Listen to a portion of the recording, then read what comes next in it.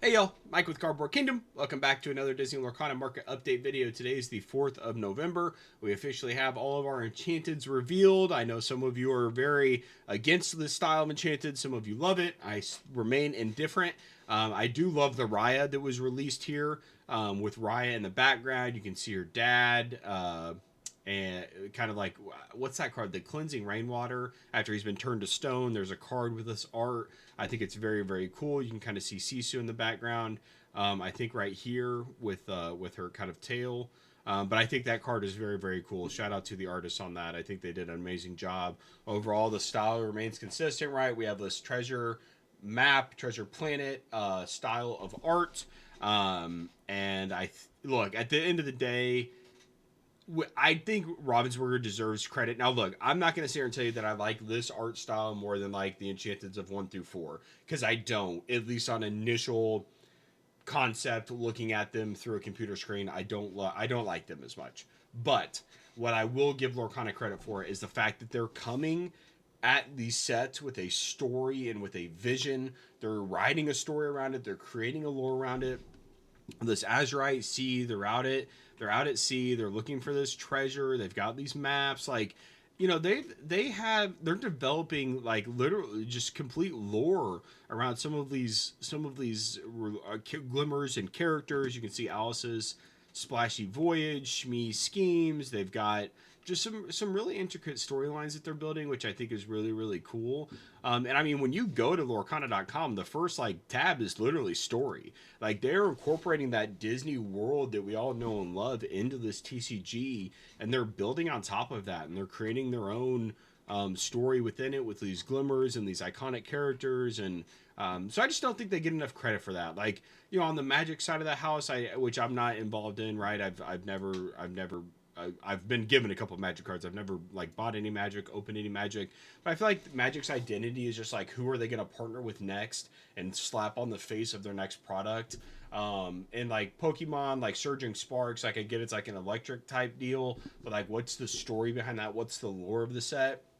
And look, Pokemon is obviously they created this entire TCG industry, and so they don't necessarily have to create lore. And I'm not saying that makes it a bad set, but I just think Ravensburger deserves a little bit of credit for the fact that they're building these sets with these intricate storylines. They're developing this lore, and they're telling a story more than anything. I don't know about intricate storylines, but they're telling a story, and I think that they just deserve a shout out for that. I think they're doing a really really cool job. And so while these enchantments aren't necessarily my favorite, I think they deserve some kudos for going after it, mixing it up, keeping it fresh. Like, they're innovating and they're trying. And look, if this flops, they probably won't do it again. But at the end of the day, I respect what they're doing here, and trying to continue with the theme and continue with the lore.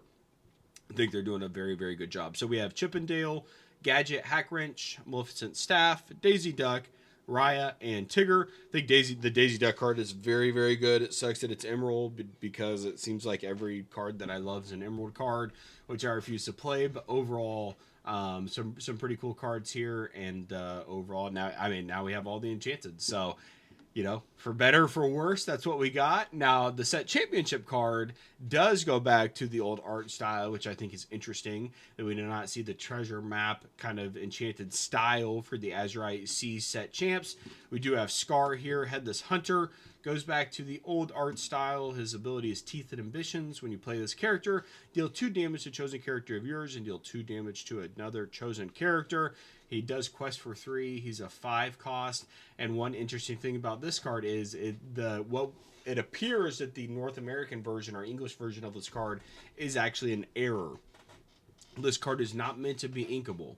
It is a 5 cost uninkable 4/2 that quests for 3 that has the Teeth and Ambitions ability. But on the North American release of the photo, it actually has inkable when all of the other versions of this card, including the card in the set, the non-enchanted version, is uninkable. So we'll see what happens there. My guess is that we're probably going to get like some sort of like errata or updated we'll probably get like an errata statement on the fact that this card is uninkable, but it would be just like an error or just wanting something different style of card. It being inkable would be pretty cool, but who knows if they will have that fixed or not. By the time we get to the set championship, I doubt that it will. It's probably, I mean, look, if they release a photo of it with the inkable symbol, I would imagine that that is probably the copy that we are going to get. And so this is going to be our set champs card for Azurite Sea. I do like the card. I think the art is very cool. I think Scar is an iconic character and worthy of a set champs promo. I will say that just a funny connection there. My daughter, whenever we were watching Lion King, when she was like 2, right? She didn't know what was going on. She didn't understand the story. She would walk around saying that Scar was her favorite character in Lion King, and it's kind of like, what? Like, you all right? Like, I don't know. I feel like we need to call someone on this. But so just funny tidbit there on Scar. But very cool card. Glad that he got his own enchanted, and glad that he got a set champs promo. Love the art on it. Moving over to the Grail side of things, so we did have an Elsa and a D23 2022 Snow Queen Elsa PSA 10 in last night at auction. It ended at $6,500 plus $130 in shipping, it looks like, coming from Mexico. And I think this is a pretty strong price. We had seen this bounce around anywhere from 6,000 to 7,000 to 8,000. I think if you look at sold, there was some at 8,000 just a couple weeks ago, 7,500, 7,100. So I think the buyer got a really good price on this, with a lot of the most recent PSA 10 sales being in between 7,000 and 8,000.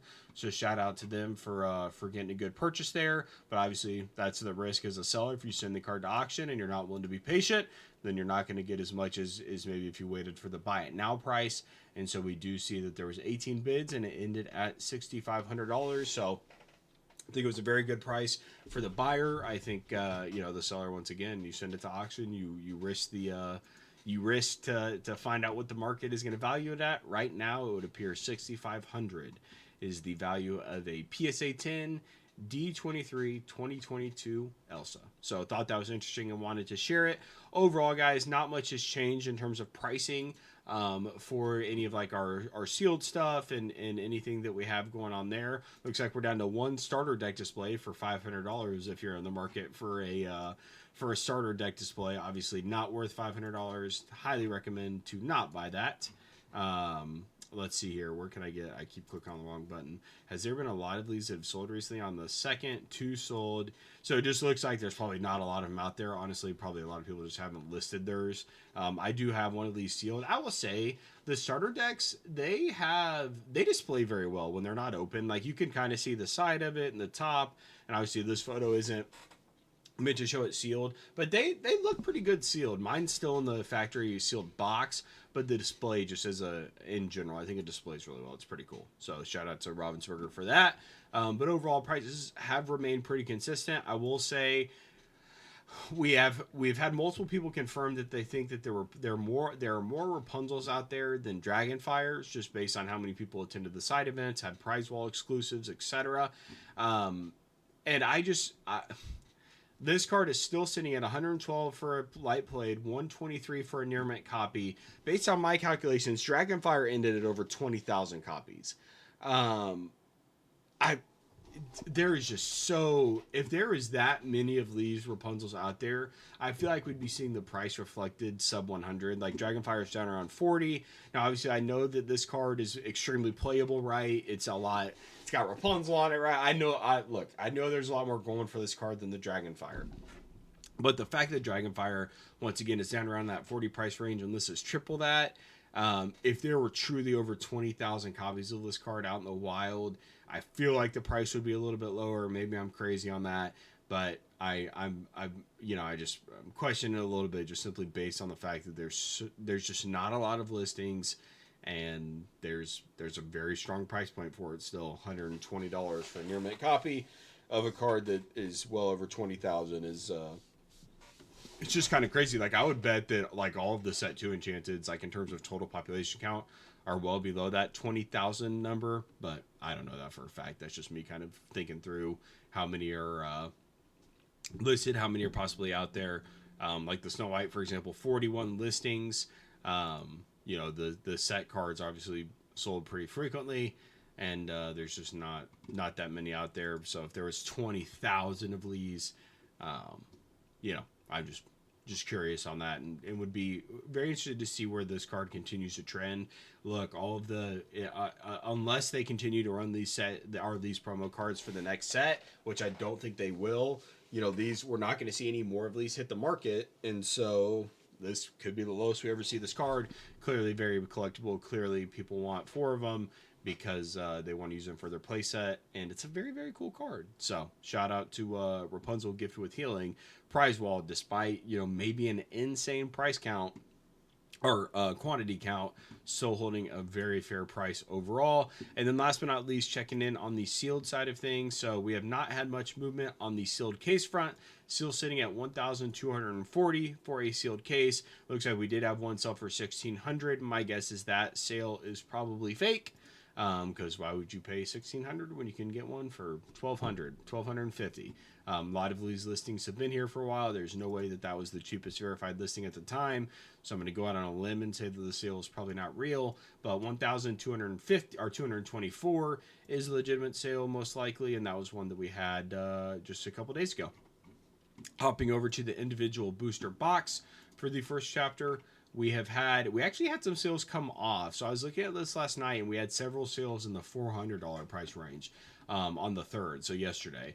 Those are actually removed now, and you can see that there were 4 boxes bought, 323, 305, 319, and 319. So it looks like about 320, 325 is the going rate. You can see that Light Grocery has 8 boxes listed for about 322 all in. They are a verified seller, so you're looking at, you know, 320 roughly for a for an individual booster box of the first chapter. This has continued to grow up. It's obviously as the price continue to go up, as the price continues to escalate, sales volume is going to trend down, right, as these two things kind of move in line with each other.